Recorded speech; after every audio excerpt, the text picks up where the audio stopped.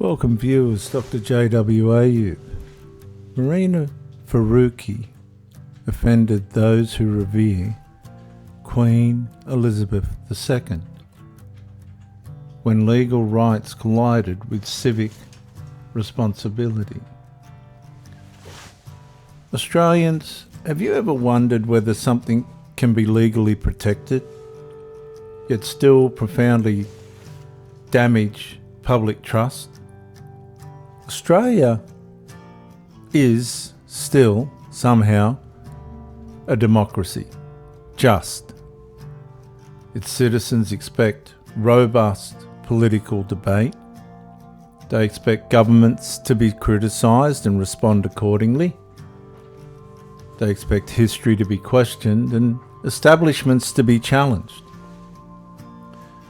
But we also expect something else from those elected to represent us. Judgment. Moral, valuable judgment.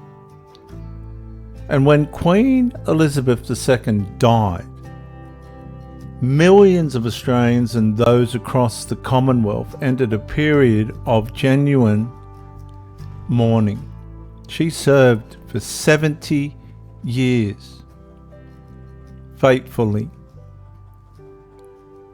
Families lowered flags, stopped and reflected. Veterans remembered a commander-in-chief.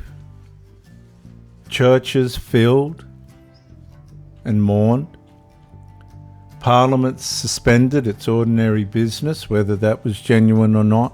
Only the members of it will know. And across the Commonwealth, people expressed gratitude for 70 years of public service by a woman that would leave most standing in their tracks. God saved. Our gracious Queen was the anthem sung for decades upon decades. Now, into that national atmosphere wanders a Green senator who by the name represents her party as Mehreen Faruqi. And this was her self-unaware declaration, and very disrespectful, to say the least, declaration in front of the Commonwealth and Australians. I cannot mourn Queen Elizabeth II because she's a racist. Her empire is a racist empire built on stolen lives, and I will remind you, my grandmother was stolen generation and she did not have this attitude towards Queen Elizabeth II.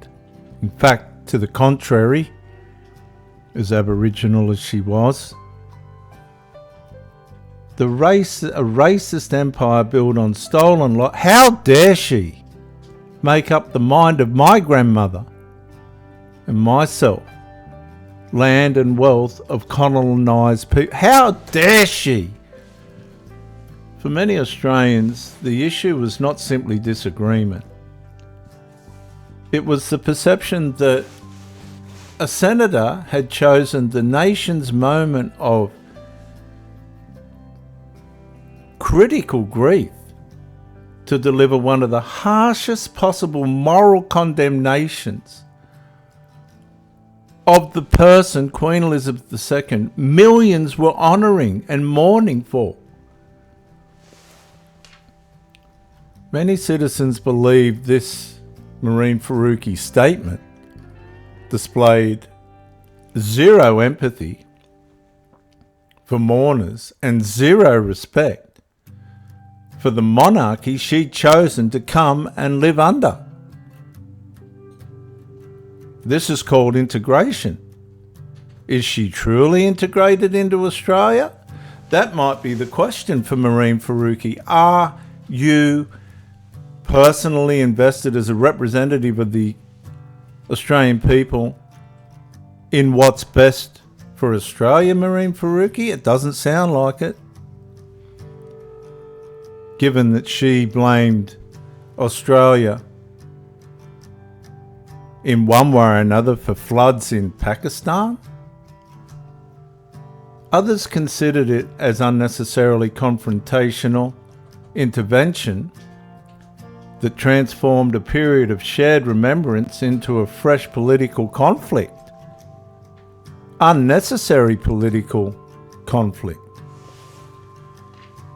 And Pauline Hanson spoke on not just behalf of herself, but on behalf of the millions that revered Queen Elizabeth II. Many who revered Queen Elizabeth II felt that their respect for her had been publicly dismissed as admiration for the leader of a racist empire. And that reaction became part of the national conversation and remains to this day. Mehreen Faruqi, this will not be forgotten. This is one of your legacies. Oh yes, this is going to be a legacy that Mehreen Faruqi will wish she hadn't left behind, if she's got any moral level of respect for the Commonwealth or Australia, which is questionable. Australian law may protect political opinion, lucky for her, but democratic accountability asks a different question.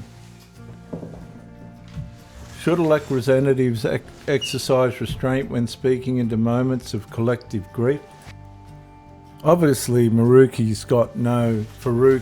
has got no consciousness of moral timing at all. This is how self-unaware a lot of these politicians are of the people that they apparently serve. That's questionable. Citizens do not elect senators merely to possess some authoritarian legal right that has no jurisdiction over how the people they serve feel.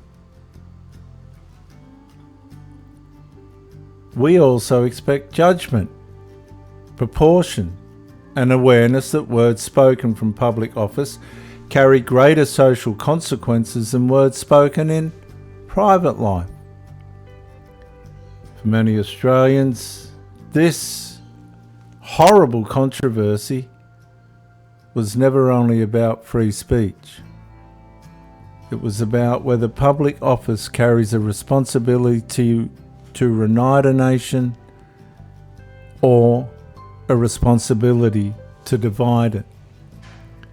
And when Mehreen Faruqi offended those who revere Queen Elizabeth II across the entire Commonwealth,